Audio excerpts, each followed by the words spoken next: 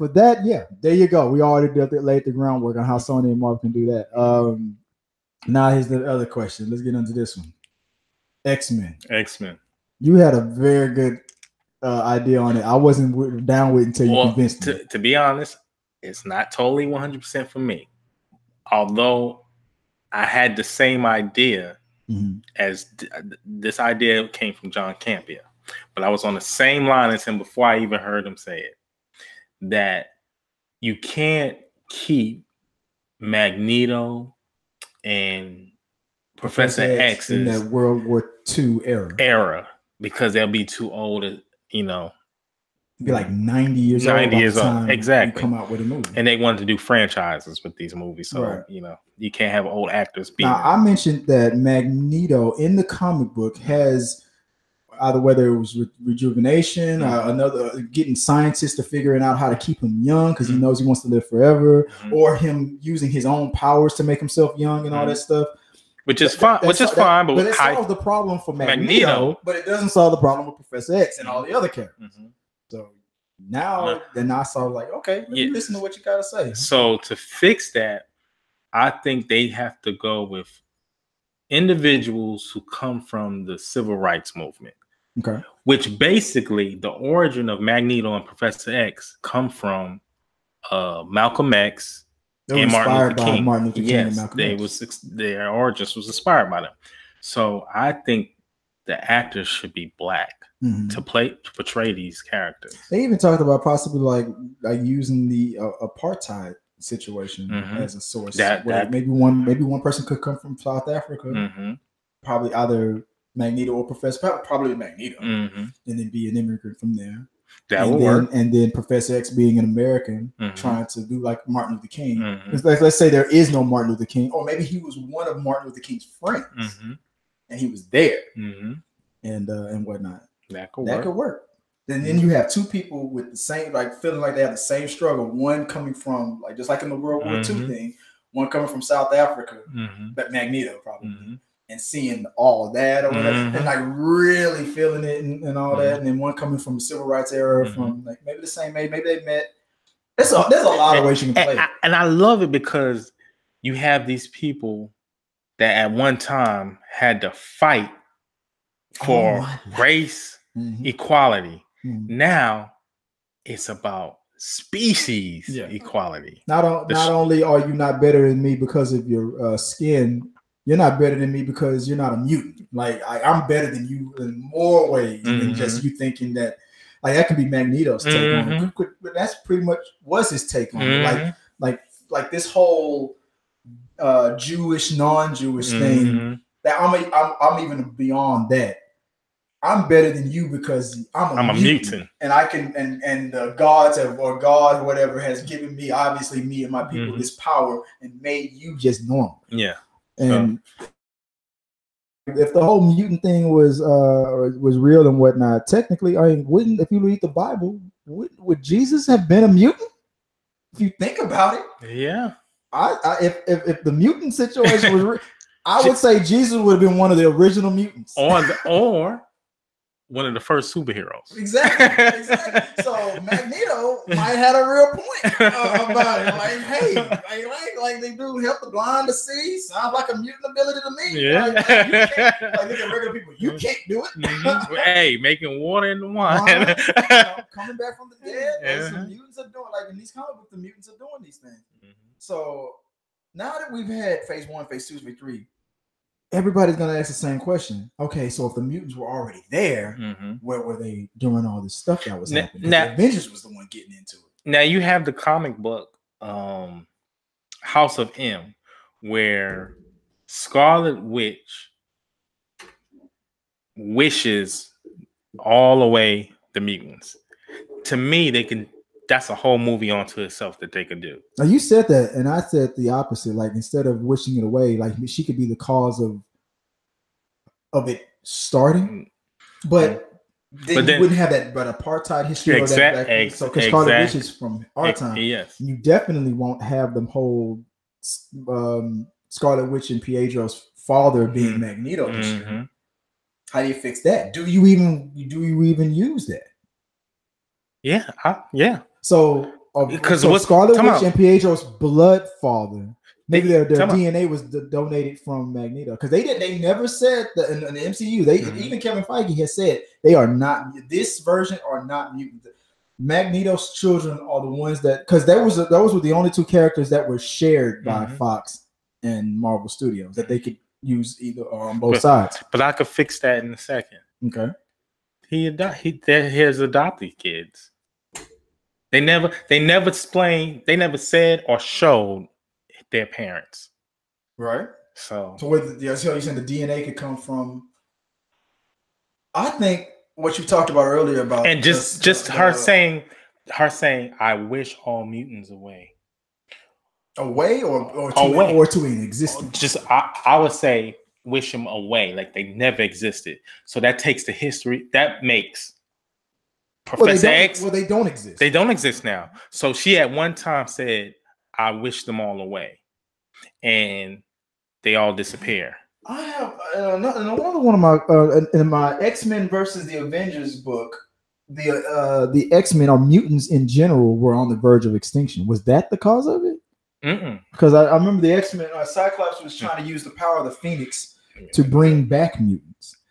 So maybe, I don't know if that was connected or not. But how does that work in the Marvel Cinematic Universe? There's no. We talked about the Reality Stone. You have that. That'll work too. Somebody can grab it and then just do something. Go back in time and start something. And to the beginning of time, and start something where it launches the mutant thing. Something has to be explained. This in-game situation can fix a bunch of stuff to me. But don't you think that it would be too much of like an easy fix? Like the fans would backlash and be like, I almost think it has to be. It almost has to be, because anything else, it'll be too difficult. Fox's motto was, what did John Campea say? Continuity, schmontinuity. Yeah. Let's introduce that. Okay. During the quantum realm and change reality, we found out that there was another alternative universe that had these X-Men and mutants and whatnot. But they also have every person that was dusted. They're still alive in this alternative Earth. So let's merge those two universes together, bringing everybody back who was dusted back to life, but bringing mutants and the history of mutants merged into our Earth. Boom! Solved.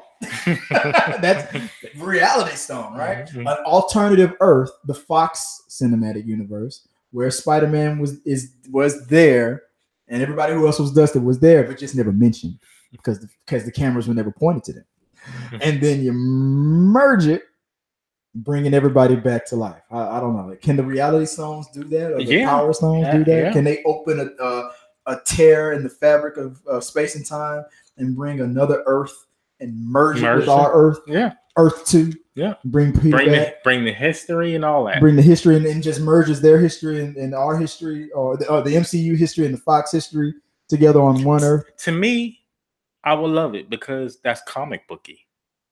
But they won't. But it wouldn't be. But this movie is already wrapped, and this movie wrapped before the merger, the deal even happened. So you couldn't. Yeah. It won't. That won't. It would have to be in another movie. It would have to be in another movie. Oh yeah, by the way, X-Men movie. Yeah. That's the X-Men movie. Oh yeah, by the way, when Tony and them saved the world and brought people back, they this is what happened. Like that whole way Professor Xavier explains, mutants. He does that narration. Oh yeah, by the way, when the end game was happening, they tore and they fused all the realities together. So now we're mutants.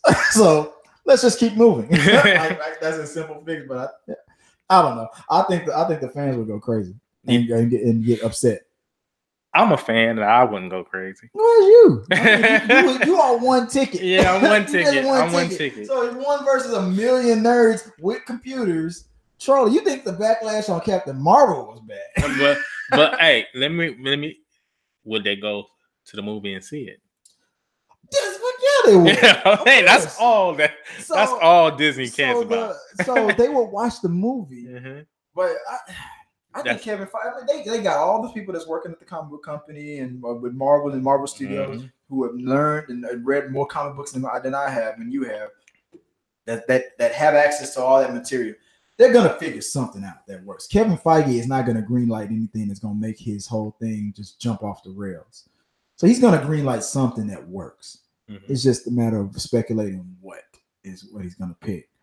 So moving on to, you said that before we move on, your picks for Magneto. Mm-hmm. You said it was Denzel Washington. Denzel Washington. You think I felt like he should have played Professor X, but then you convinced me of why he should play Denzel Washington. Because with their origin came from being Malcolm X and Martin Luther King. Denzel already played Malcolm X. Mm-hmm. So boom, he fits right in as that Magneto character. Could you imagine Denzel with that helmet on? That look in his eyes. I didn't even think about that look. Just looking like y'all want to take me down. I'm bringing up charges.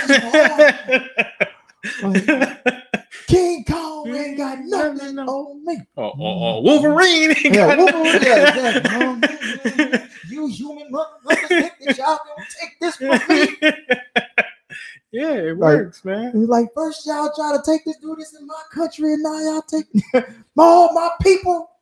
Like we mean black people? No, man. Like, quit being racist. It ain't even about that no.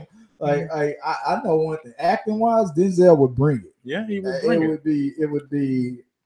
Everybody would still say, Magnum Boy and Fassbender and what's his name? Everybody would be loyal to the performance that they did, but whether you're mad that all these characters are being turned from male to female or black to white to black and all that stuff, ain't nobody gonna be mad at Denzel. No. Like they gonna, the trolls and all that stuff, as much as they still gonna do it. Mm-hmm. Denzel, you can't deny Denzel. Mm-hmm. I mean, it's like saying that Tom Hanks can't play somebody. Like yeah, Tom Hanks ain't gonna take a role to play Martin Luther King. Of course, he ain't gonna do that. But anything Tom Hanks or Denzel, like he's on that list. If they're in the movie, mm-hmm. I'm gonna watch this movie because he's gonna bring it. You're gonna bring it. So now the issue is who plays Professor X. Who you feel, let me. His name oh man, he's been in a lot of sci-fi too, I think, and he comes from soap operas. Mm-hmm. Let me get you his name real quick. That's why I don't know. It's Oba Babatunde is his name. Mm-hmm. And I just looked at this interview that he gave, and the way he just talked in that interview, it gave me a Professor X / Martin Luther King vibe. So, I mean, he would have to cut his mustache and cut off his hair. I don't care if that mustache is insured. That dude's got a mighty black mustache too, man. Yes, it's coming off. I bet his lip is white. I'm sure he seems like he's had that mustache for a minute. But you suggested someone too. The guy who played Martin Luther King in Selma. Now, the only thing age difference is the problem. I don't think that's they could put makeup on him and age him up. Yeah. Only thing I have issue with is that's too on the nose now. You have one person, the guy who played Malcolm X versus the guy who played Martin Luther King. There's your gimmick. There's your gimmick right there. I mean, the original Professor X and Magneto, they were both stage actors mm-hmm. and whatnot. That's part of the reason why it worked so well. Yeah. There's your gimmick right there. I think that would work, but.